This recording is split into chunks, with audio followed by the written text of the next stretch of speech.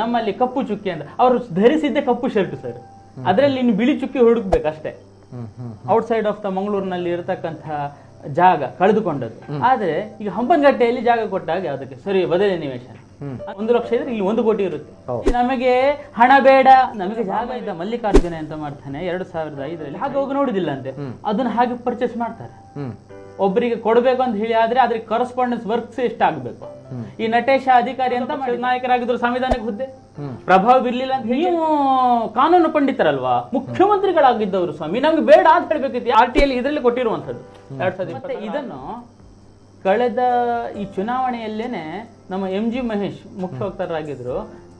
ಮೇ 8ರಂದೇ ಅದನ್ನು ಬೆಕ್ಕು ಕಣ್ಣು ಮುಚ್ಚಿ ಹಾಲು ಕುಡಿದರೆ ಜಗತ್ತಿಗೆ ಗೊತ್ತಾಗೋದಿಲ್ಲ ಅದ್ರ ತಿಳಿತದಲ್ಲ. ಇದು ಹಾಗೆ ಸಿದ್ದರಾಮಯ್ಯನವರ ಮತ್ತೆ ಕಾಂಗ್ರೆಸ್ ಕಸಿದುಕೊಂಡ್ರು, ಅದು ಹೇಳಲಿಲ್ಲ ನಿತಿನ್. ಇವಾಗ ನೀವು ಯಾವುದೇ ಜಾಗ ತಗೊಳ್ತೀರಿ, ಜಾಗ ತಗೊಳ್ಳುವಾಗ ಎಂತ ಮಾಡಿದಿರಿ, ಅದು ಕೂಡ ಸಣ್ಣ ಪುಟ್ಟ ಜಾಗ ಅಲ್ಲ, ಅಷ್ಟು ದೊಡ್ಡ ಜಾಗ. ಇವರ ಬಾಮೈದ ಮಲ್ಲಿಕಾರ್ಜುನ ಅಂತ ಮಾಡ್ತಾನೆ 2005ರಲ್ಲಿ ಕ್ರಯಪತ್ರ ಮಾಡಿಸ್ತಾನೆ. ಅದು ದೇವನೂರು ಬಡಾವಣೆ 3ರದ ಜಾಗ. ಆಲ್ರೆಡಿ ನಿವೇಶನಗಳನ್ನೆಲ್ಲ ಅದಕ್ಕೆ ಬೇಕಾದ ರಸ್ತೆ, ಪಾರ್ಕು, ನಿರ್ಮಾಣ ಅದಕ್ಕೆಲ್ಲ ಮಾಡಿ ಆಗಿರ್ತದೆ. ಆದ್ರೆ ಇವರು ಪತ್ರವನ್ನು ಜಾಗ ಹೋಗಿ ನೋಡುದಿಲ್ಲ ಅಂತೆ, ಅದನ್ನ ಹಾಗೆ ಪರ್ಚೇಸ್ ಮಾಡ್ತಾರೆ. ಯಾರಿಂದ? 3ನೇ ವ್ಯಕ್ತಿಯಿಂದ ಪರ್ಚೇಸ್ ಮಾಡಿ ನಂತರ 2010ಕ್ಕೆ ಈ ಕುಂಕುಮ ಅಂತ ಹೇಳಿದ್ರೆ ಸಿಡಿಮಿಡಿಗೊಳ್ಳುವಂತ ಸಿದ್ದರಾಮಯ್ಯ ಕುಂಕುಮದ ರೀತಿಯಲ್ಲಿ ಅವರ ಹೆಂಡತಿ ಯಾರು ಪಾರ್ವತಿ ಅವರು ತೆಗೆದುಕೊಳ್ತಾರೆ. ಈಗ ನಾಟಕ ನೋಡಿ ಹೇಗಿರುತ್ತೆ. ಮತ್ತೆ ಬಿಜೆಪಿ ಗೌರ್ಮೆಂಟ್ ಇರುವಾಗ 2021ರಲ್ಲಿ ಆ ಪ್ರಾಧಿಕಾರದಲ್ಲಿ ಒಂದು ಜಾಗವನ್ನು ಒಬ್ಬರಿಗೆ ಕೊಡಬೇಕು ಅಂತ ಹೇಳಿ ಆದ್ರೆ ಅದ್ರ ಕರೆಸ್ಪಾಂಡೆನ್ಸ್ ವರ್ಕ್ಸ್ ಎಷ್ಟಾಗಬೇಕು. ಈ ನಟೇಶ ಅಧಿಕಾರಿ ಅಂತ ಮಾಡಿದ. ಈ ಪಾರ್ವತಿಯವರು ಕೊಟ್ಟಂತಹ ಹಿಂದಿನ ಅರ್ಜಿ, ನಮಗೆ ಹಣ ಬೇಡ, ನಮಗೆ ಜಾಗ ಬೇಕು ಅಂತ ಹೇಳಿದಕ್ಕೋಸ್ಕರ ಈ ವಿಜಯನಗರ ಜಾಗವನ್ನು ಕೊಟ್ಟದ್ದು. ಹೇಗೆ ಅಂತ ಹೇಳಿದ್ರೆ, ಎಲ್ಲವೂ ನಮ್ಮ ಔಟ್ಸೈಡ್ ಆಫ್ ದ ಮಂಗಳೂರಿನಲ್ಲಿ ಇರತಕ್ಕಂಥ ಜಾಗ ಕಳೆದುಕೊಂಡದ್ದು. ಆವಾಗ ಅದರ ಮೌಲ್ಯ 1 ಲಕ್ಷ ಇದ್ರೆ, ಆದ್ರೆ ಈಗ ಹಂಪನಗಟ್ಟೆಯಲ್ಲಿ ಜಾಗ ಕೊಟ್ಟಾಗ ಅದಕ್ಕೆ ಸರಿ ಬದಲಿ ನಿವೇಶನ ಅಂತ ಹೇಳಿದ್ರೆ ಇಲ್ಲಿ 1 ಲಕ್ಷ ರೂಪಾಯಿ, 1 ಲಕ್ಷ ಇದ್ರೆ ಇಲ್ಲಿ 1 ಕೋಟಿ ಇರುತ್ತೆ.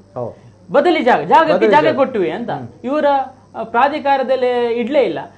ಇಟ್ಟಾಗ ಅದನ್ನು ಪಾಸ್ ಮಾಡಿದವರು ಯಾರು ಅಂತ ಹೇಳಿದ್ರೆ ರಮೇಶ್ ಬಂಡೆಸಿದ್ದ, ಧ್ರುವನಾರಾಯಣ್ ಪ್ಲಸ್ 10 ಮಂದಿ ಕಾಂಗ್ರೆಸ್ನ ಪ್ರತಿನಿಧಿಗಳು ಇದ್ದದ್ದು ಪ್ರಾಧಿಕಾರದ ಆ ಮೀಟಿಂಗ್ ನಲ್ಲಿ. ಅಂದ್ರೆ ಅಂಡರ್ಸ್ಟ್ಯಾಂಡ್ ಅಂದ್ರೆ ಆವಾಗ ಯಾವುದೇ ಕಾರಣಕ್ಕೋಸ್ಕರ ಬಿಜೆಪಿ ಅಲ್ಲಿರ್ತಕ್ಕಂಥ 1-2 ಪ್ರತಿನಿಧಿಗಳಿರ್ತಾರೆ, ಅವರು ಹೊರ ನಡೆದಿದ್ರು. ಆವಾಗ ಅದನ್ನು ಪಾಸ್ ಮಾಡಿರುವಂತದ್ದು, ಅದು ಚಾಪೆಗೊಳಗಡೆ ಇಟ್ಟಿದ್ರು. ಮತ್ತೆ ಇದನ್ನು ಕಳೆದ ಈ ಚುನಾವಣೆಯಲ್ಲೇನೆ ನಮ್ಮ MG ಮಹೇಶ್ ಮುಖ್ಯ ವಕ್ತಾರರಾಗಿದ್ರು. ಮೇ 8ರಂದೇ ಅದನ್ನು ವಿಜುವಲ್ ಬ್ಲೋವಿಂಗ್ ಮಾಡಿದ್ರು. ನೋಡಿ, ಈ ಸಮಾಜವಾದಿ ಅಂತ ಹೇಳಿದಂತಹ ಸಿದ್ದರಾಮಯ್ಯನವರು 14 ಸೈಟ್ಗಳನ್ನು ವಿಜಯನಗರದಲ್ಲಿ ಪಡ್ಕೊಂಡಿದ್ದಾರೆ. ಅದು ನಾನು ನೋಡ್ಲಿಲ್ಲ, ನೀವು ಹೋಗ್ಲಿಲ್ಲ, ಅದೆಲ್ಲ ನಾಟಕ. ಯಾಕಂತ ಹೇಳಿದ್ರೆ ಅವಾಗ ವಿರೋಧ ಪಕ್ಷದ ನಾಯಕರಾಗಿದ್ರು, ಸಂವಿಧಾನಕ್ಕೆ ಹುದ್ದೆ, ಪ್ರಭಾವ ಬಿರ್ಲಿಲ್ಲ ಅಂತ ಹೇಗೆ ಹೇಳ್ತೀರಿ? 2015ರಲ್ಲಿ ಯಾರು ಮುಖ್ಯಮಂತ್ರಿ ಆಗಿದ್ರು? ಇಷ್ಟೆಲ್ಲ ಲೂಪ್ ಹೋಲ್ಸ್ ಇಟ್ಕೊಂಡು, ತಮ್ಮ ಕಿಶೆಯೊಳಗಡೆ ಲೂಪ್ ಹೋಲ್ಸ್ ಇಟ್ಕೊಂಡು ನಮ್ಮಲ್ಲಿ ಕಪ್ಪು ಚುಕ್ಕಿ ಅಂತ ಅವರು ಧರಿಸಿದ್ದೆ ಕಪ್ಪು ಶರ್ಟ್ ಸರ್, ಅದರಲ್ಲಿ ಇನ್ನು ಬಿಳಿ ಚುಕ್ಕಿ ಹುಡುಕ್ಬೇಕಷ್ಟೇ. ಹೀಗೆ ಸಿದ್ದರಾಮಯ್ಯನವರು ಮಾಡಿರತಕ್ಕಂತಹ ಅಕ್ರಮ ಅಂತ ಹೇಳಿದ್ರೆ, ಬೆಕ್ಕು ಕಣ್ಣು ಮುಚ್ಚಿ ಹಾಲು ಕುಡಿದರೆ ಜಗತ್ತಿಗೆ ಗೊತ್ತಾಗೋದಿಲ್ಲ ಅದ್ರ ತಿಳಿತದಲ್ಲ. ಇದು ಹಾಗೆ ಸಿದ್ದರಾಮಯ್ಯನವರ ಮತ್ತೆ ಕಾಂಗ್ರೆಸ್ನವರ ಪರಿಸ್ಥಿತಿ. ಇದು ಆಗಿರತಕ್ಕಂಥ ಅಂದ್ರೆ ಒಂದು ಸ್ವಜನ ಪಕ್ಷಪಾತವನ್ನು ಯಾವ ರೀತಿ ಮಾಡಬಹುದು ಒಬ್ಬ ಸಮಾಜವಾದಿ ಹಿನ್ನೆಲೆ ಇರತಕ್ಕಂಥವ್ರು. 2010ರಲ್ಲಿ ಆ ಸೈಟಿಗೆ ಇರತಕ್ಕಂಥ ವ್ಯಾಲ್ಯೂ ಎಷ್ಟು? 3 ಕೋಟಿ ಕೂಡ ಇಲ್ಲ.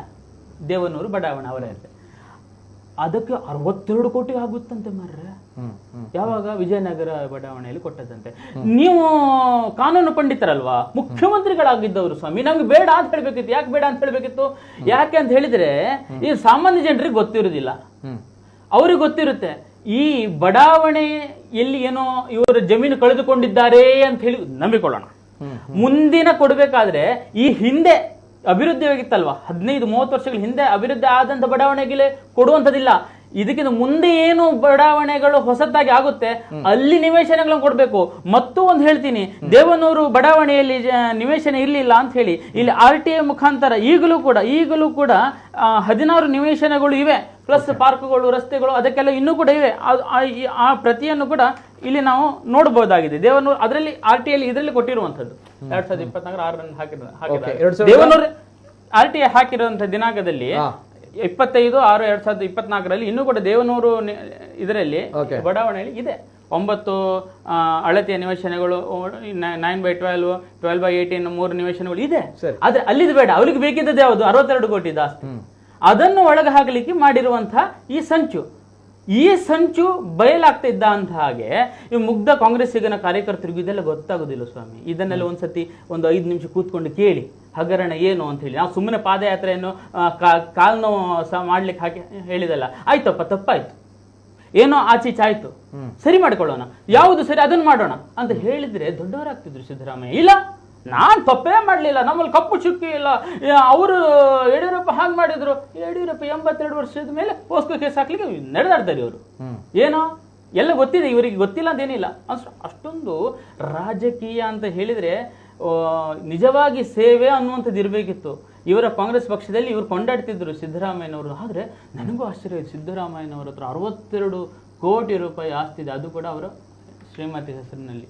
ಇದು ಸಮಾಜವಾದಿ ಹಿನ್ನೆಲೆಯ ಒಂದು ನೇತಾರ. ಓಕೆ, ಆ ನಿಟ್ಟಿನಲ್ಲಿ ತಾವುಗಳು ಇದನ್ನು ತನಿಖೆ ಆಗ್ಲೇಬೇಕು ಅನ್ನುವಂತಹ ನಿಟ್ಟಿನಲ್ಲಿ, ಜೊತೆಗೆ ಸಿದ್ದರಾಮಯ್ಯವರು ಸಿಎಂ ಸ್ಥಾನದ ಕೆಳಗಿಳಿಬೇಕು ಅನ್ನೋದು ನಮ್ಗಳ ಆಸೆ.